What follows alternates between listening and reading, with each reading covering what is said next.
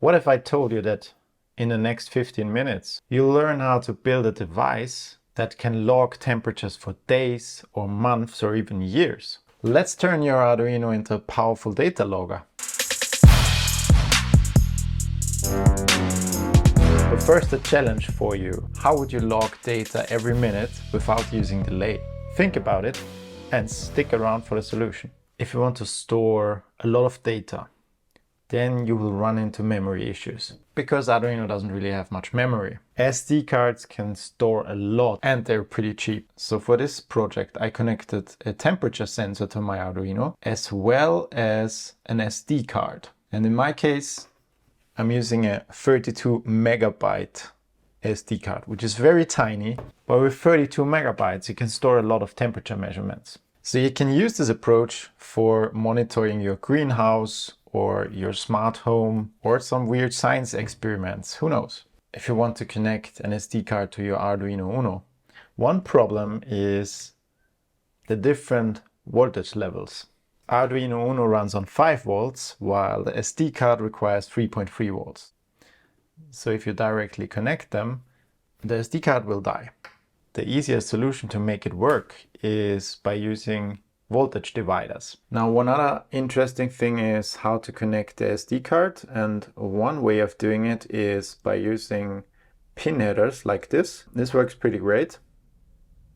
If you're interested in how the temperature sensor works, I made a video about that one.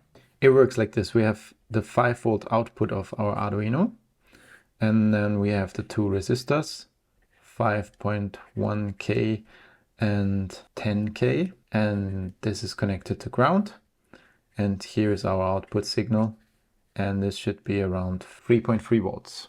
How is this calculated? We have 5 volts divided by 10K plus 5.1K times 10K, and this equals 3.31 watts. And we can also calculate the resulting current. In this case, we have 5 volts divided by 15.1 kilo ohms equals 0.33 milliamps.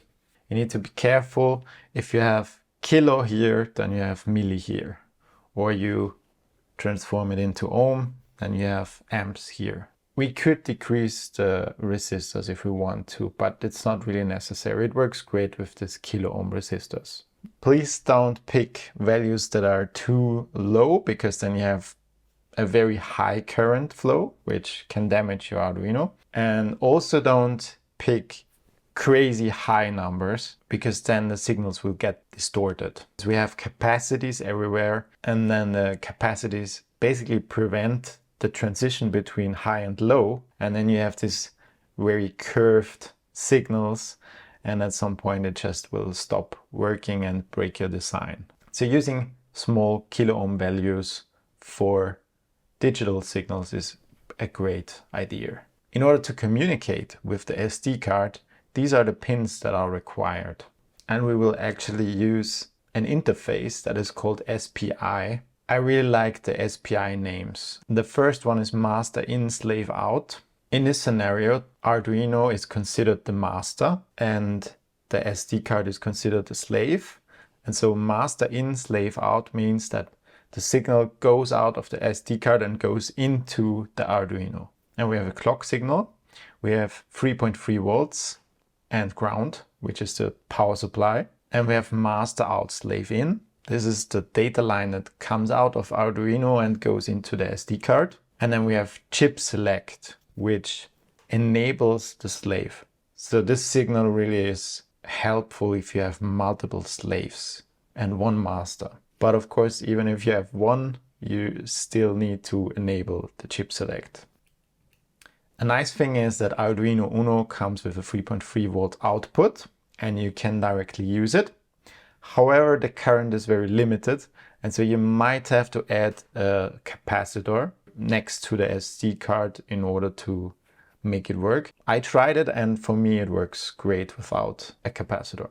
but of course this can vary from SD card to SD card. Every SD card is different. And then VSS needs to be connected to ground. When it comes to master in, slave out, we can directly connect it to the Arduino. We don't need a voltage divider because this signal is generated by the SD card. And our Arduino, of course, can read 3.3 volt signals. We just need to be careful not to use digital write on pin 12. We might damage the SD card. But as long as we use pin 12 as input, this is perfectly fine. And for the other signals, we're using the voltage dividers. So 2 resistors for every signal. And here's a trick that I learned the hard way. Always double check your wiring before turning it on, especially if you connect 3.3 volt to 5 volt. That's critical. So the first thing that I'm going to do is, for the temperature sensor, I'm using Groove Temperature and Humidity Sensor by Seed Studio. I will open the examples. I'm using a DHT22 and it is connected to pin 2. And for now we'll just run the test and see what happens. Perfect, I get some sensor readings. And if I talk into the sensor, as expected, the humidity goes up. All right, the first thing is I will remove all of the code that I don't need. So let's remove this. Let's remove all of these comments here. So otherwise it will get very messy. Remove all of this.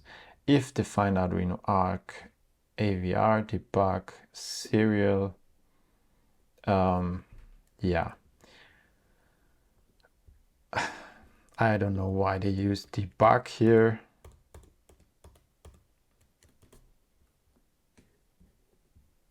Let's use serial. And then we remove this. And this. All right, great. Looks way better now. And the next thing is, instead of delay, as promised, I will not use delay, I will use millis. And you need to be careful with millis. I made a video about this. You should definitely watch it if you would like to use millis, because it can be very tricky with millis. So this is how you can use millis. Again, watch the video if you're interested in why. And instead of the delay, we will now use this millis right here. So instead of this code, we will do this. So why should you use millis instead of delay? Now, the first reason is if we add a delay of 1000, for example, then the interval of the measurement will not be 1000 exactly, because the measurement itself and storing it to the SD card already takes some time. And then you wait exactly 1 additional second. And so the interval is now not 1 second anymore, but it's 1 second plus measurement plus storing it to the SD card. And millis fixes that. And there is one more thing why you should use millis, and it's not really useful in this case, but imagine if you told your friend to remind you about something in 1 hour. Your friend just stood there doing absolutely nothing for that entire hour. That's essentially what delay does to your Arduino. It's not very efficient, right? Millis allows you to do whatever you want while we're waiting, because this is only executed if we reach 1 second in this case. Right here, we can do something else if we want to, but I don't want to right now. All right, one thing is still missing, and this is this stored timestamp right here, because we need this variable, and we can also change it to stored timestamp without the red, because we don't have a red LED right now, and we only have 1 timestamp. And so this code now compiles and works. We can measure the temperature every second. without using a delay. If you go to File, Examples, SD, you will find Data Logger. This is how it looks like. We need to include two new libraries, SPI for the data communication and SD for the SD card. We need to define the chip select. So I will copy this to my script right here. And then inside of setup, we initialize the SD card, and it works like this. If sd.begin fails, then it tells us card failed or not present, and it jumps into this while loop and stays there forever. And if it is successful, we see card initialized. So, whoops. So let's copy this into the setup. Perfect. And then inside of the loop, in this case they use analog pin, but I'm using this DHT22 sensor. But the first thing is that we need to open a file. So this is what we need. We need to open a file, and I'm going to open a file right here. Yes. If the file is available, write to it. And if it's not, then we'll output the error. So this is exactly what we're going to do. I will edit right here. And what we need to change is this right here, because we don't want to print data string. We want to print all of this. So I will add all of this right here. And we need to change from serial to data file, because we write to the data file. And this should work fine. Let's try if it works. No, there is still data string not declared. Ah, okay, yeah. Can remove this. And we see initializing SD card initialized, and now the measurements are taken, and I don't see error opening dialog.txt, so I would assume that these measurements are actually stored to the SD card. And if everything worked, you should see a file called data log, and it should contain all the measurements like this.